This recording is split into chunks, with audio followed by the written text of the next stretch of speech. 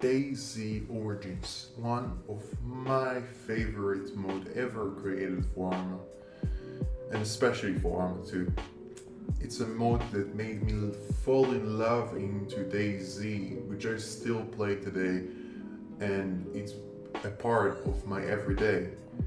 It is a mod that has all the big moments, all the big goals you can think of that you will want to have in DayZ. You can build a fortress, there's a place you can go where there's a, which calls Sector B, and you can fly there with a chopper or get there with a boat with your friend and try to get the blueprint which help you build a big fortress with your friend. Has tons of missions inside that you can mess with the AI, and the map Taviana which they made is the most amazing map ever created for Arma. It is a huge map, beautifully made. It's just beautiful. I can't express too much in words how much I was in love with DayZ Origins until it went down.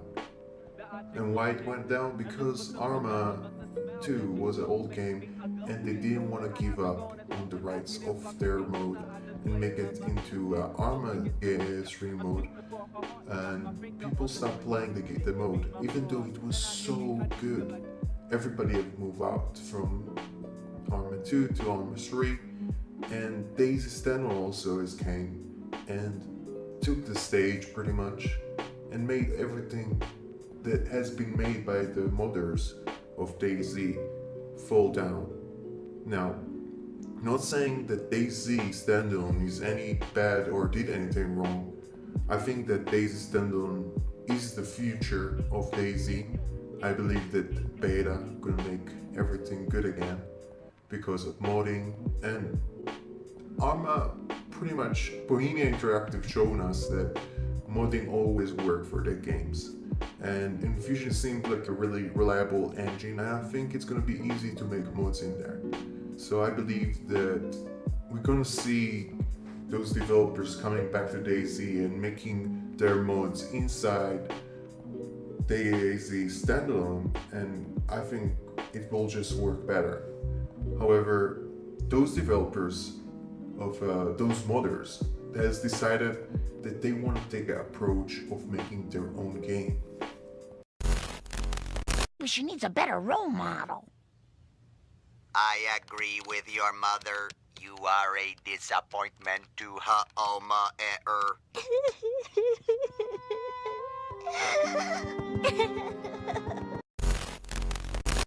So now I'm gonna talk a little bit where I think that Pandemik not gonna be a disappointment. I think that mostly because it's a game that made based on a mode that already have the foundation for it. So they already got the map.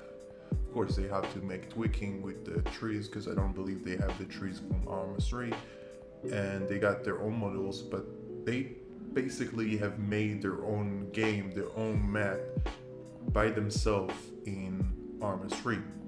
So they got the foundation, and based on the video it seems like they already got it working, and the visual look, for me at least, good enough. However, I believe that because they're using Unreal Engine 4, they could fulfill a little bit more in the terms of graphic and make the game look a bit more good, but that does not really supposed to be their focus. I want that there will be focus more on the game mechanics, and I know for a fact that those guys know how to program. So that is why I really have a lot of trust in their developers and in their thing they do things in their games. So I think that it's gonna work out. I think they know how it needs to be released. I think they know how to talk to their community. It seems like they know what to do, that's all. And I've got a good feeling for this one, I really do. I wish it will not disappoint me, but we can never know. And I believe that this game not gonna be released this year or next year. Maybe it's gonna take 3 years or 4 years, who knows. However, it's a game that is worth being hyped for.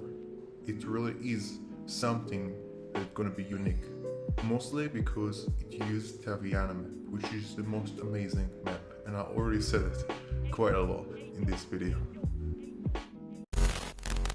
By pledging just $1 or $2, you are helping us in our fervent quest to not have to do stuff. If you pledge $10 or more, you will receive this luxurious company microbag.